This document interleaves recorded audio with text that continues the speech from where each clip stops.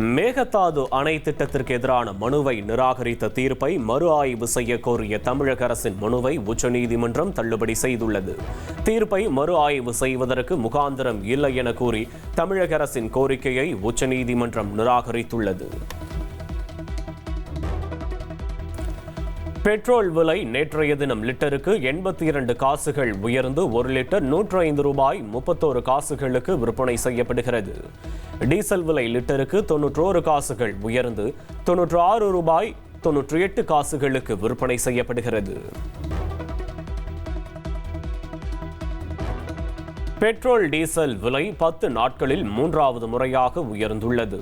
10 நாட்களுக்கு முன் பெட்ரோல் லிட்டருக்கு 100 ரூபாய் 84 காசுகளுக்கு விற்கப்பட்ட நிலையில் தற்போது 105 ரூபாய் 31 காசுகளுக்கு விற்பனை செய்யப்படுகிறது. திருச்சியில் தவறான சிகிச்சையால் நர்சிங் கல்லூரி மாணவி உயிரிழந்ததாக குற்றம் சாட்டி உறவினர்கள் சக மாணவிகள் மாவட்ட ஆட்சியரின் வீட்டை முற்றுகையிட முயன்றதால் பரபரப்பு நிலவியது. மாணவிகளின் கோரிக்கைகளை நிறைவேற்றுவதாக ஆட்சியர் உறுதியளித்ததை தொடர்ந்து 12 மணி நேரம் நடைபெற்ற போராட்டம் தற்காலிகமாக வாபஸ் பெறப்பட்டது.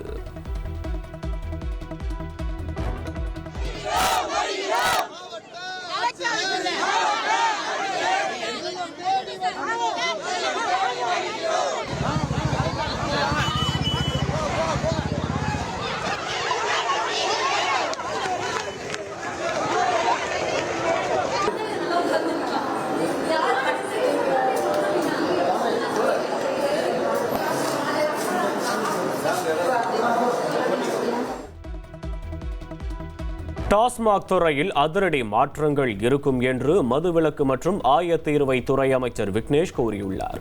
மது பாட்டிலுக்கு 10 ரூபாய் கூடுதலாக வசூலிக்கும் ஊழியர்கள் மீது கடுமையான நடவடிக்கை எடுக்கப்படும் என்றும் அவர் எச்சரித்துள்ளார்.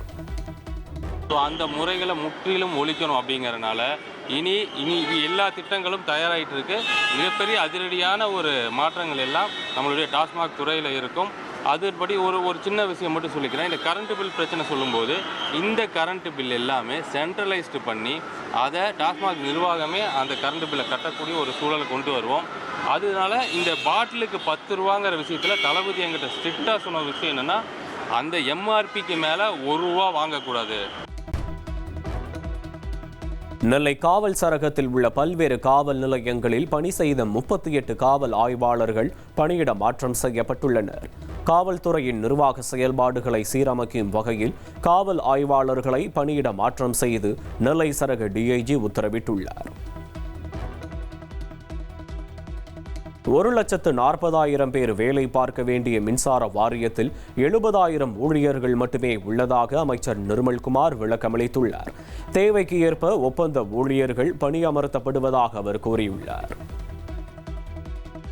40,000 பேர் வேலை பார்க்க வேண்டிய இடத்துல எனக்கு 70,000 பேர் தான் வேலை பணியில் இருக்கிறாங்க. எங்கெங்க தேவையோ அங்கெல்லாம் தற்காலிக பணி இப்போதைக்கு கான்ட்ராக்ட் எம்ப்ளாயிஸ் மேனேஜ்மெண்ட் வராங்க. ஸோ அது அங்கங்கே தேவைப்படும் பொழுது கான்ட்ராக்ட் எம்ப்ளாயிஸ் வச்சு பண்ணிட்டு இருக்காங்க. ஏன்னா என்ன பணியில் அமர்த்துவதற்கு நேரமாகும். திருவள்ளூர் மாவட்டம் திருத்தணியில் 3வது நாளாக மின்தடை ஏற்பட்டதை கண்டித்து பொதுமக்கள் திடீர் சாலை மறியலில் ஈடுபட்டனர். மாநில நெடுஞ்சாலையில் முள்செடிகளை போட்டு போராட்டத்தில் ஈடுபட்டதால் போக்குவரத்து பாதிக்கப்பட்டது.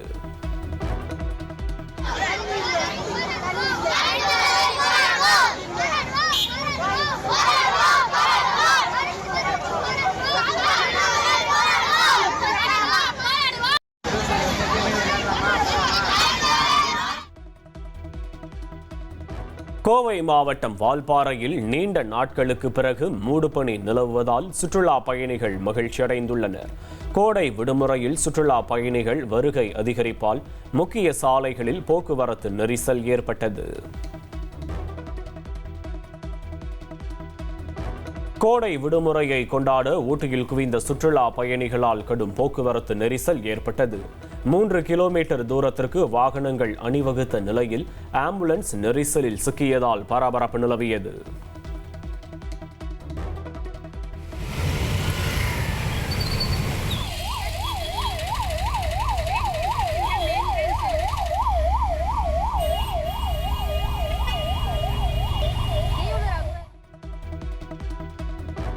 ஈரோடு மாவட்டம் சத்தியமங்கலம் அடுத்த ஆசனூரில் தங்கும் விடுதிக்குள் நள்ளிரவில் காட்டு யானை நடமாடிய சிசிடிவி காட்சி வெளியாகியுள்ளது. வேளாண் பயிர்களை காட்டு யானை சேதப்படுத்துவதால் மலை கிராம மக்கள் அச்சத்தில் உள்ளனர்.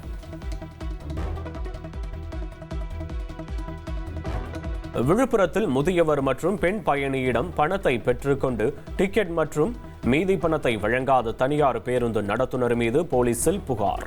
காவல் நிலையத்தில் பேருந்து நடத்துனர் பகிரங் மன்னிப்பு கேட்டு பணத்தை ஒப்படைத்த சம்பவம் வரவேற்பை பெற்றுள்ளது.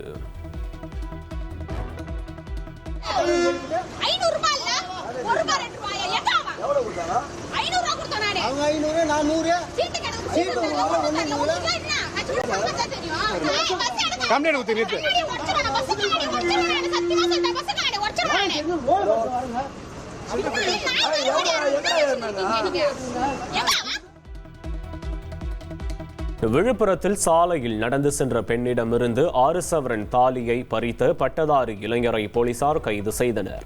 அண்ணனின் திருமண தேவைக்காக நகை பறிப்பில் ஈடுபட்டதாக இளைஞர் வாக்குமூலம் அளித்துள்ளது பரபரப்பை ஏற்படுத்தியுள்ளது.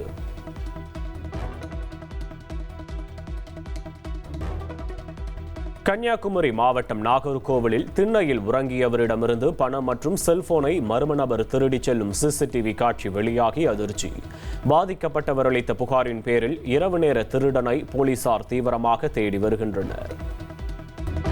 சேலம் அருகே 55 வயது பெண்மணியை கொலை மிரட்டல் விடுத்து பாலியல் வன்கொடுமை செய்த 24 வயது இளைஞரை போலீசார் கைது செய்தனர்.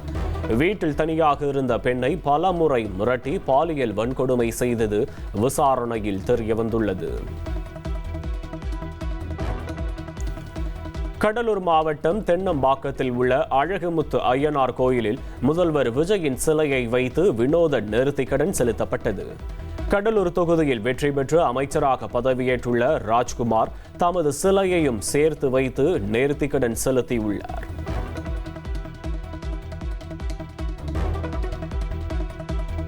காஞ்சிபுரம் பூக்கொடை சத்திரம் அருகே சாலையில் சென்று கொண்டிருந்த கார் திடீரென தீப்பிடித்து எரிந்ததால் பரபரப்பு ஏற்பட்டது. ஏசி இயந்திரத்தில் ஏற்பட்ட கோளாறு காரணமாக தீ விபத்து ஏற்பட்ட நிலையில் தீயணைப்பு வீரர்கள் போராடி தீயை அணைத்தனர்.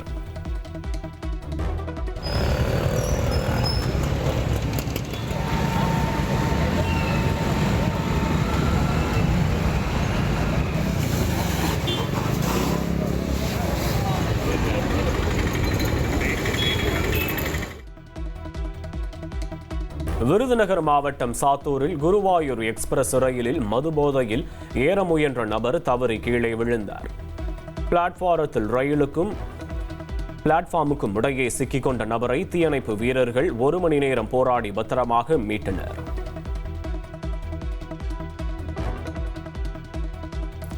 திருவண்ணாமலை மாவட்டம் போளூர் அருகே உள்ள கெங்கையம்மன் கோயில் திருவிழாவில் அம்மனின் சிரசு ஊர்வலம் விமரிசையாக நடைபெற்றது. பாரம்பரிய கலை நிகழ்ச்சிகளுடன் நடைபெற்ற விழாவில் பக்தர்கள் சிதறு காய் உடைத்து நேர்த்திக்கடன் செலுத்தினர்.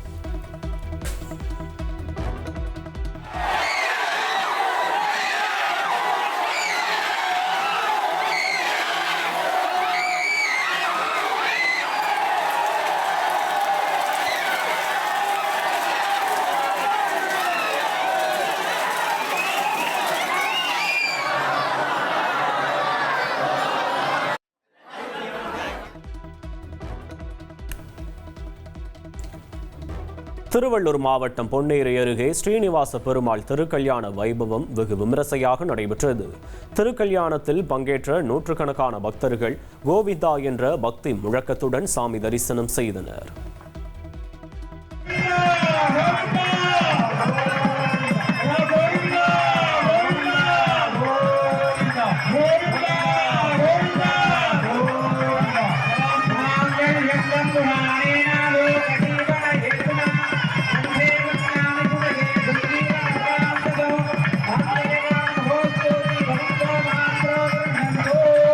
Govinda!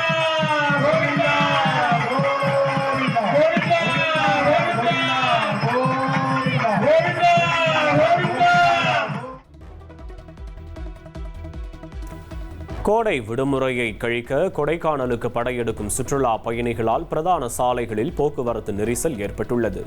சுற்றுலா பயணிகளின் நலனை கருத்தில் கொண்டு ஆக்கிரமிப்புகளை அகற்றி சாலையை விரிவுபடுத்த வேண்டும் என்ற கோரிக்கை எழுந்துள்ளது.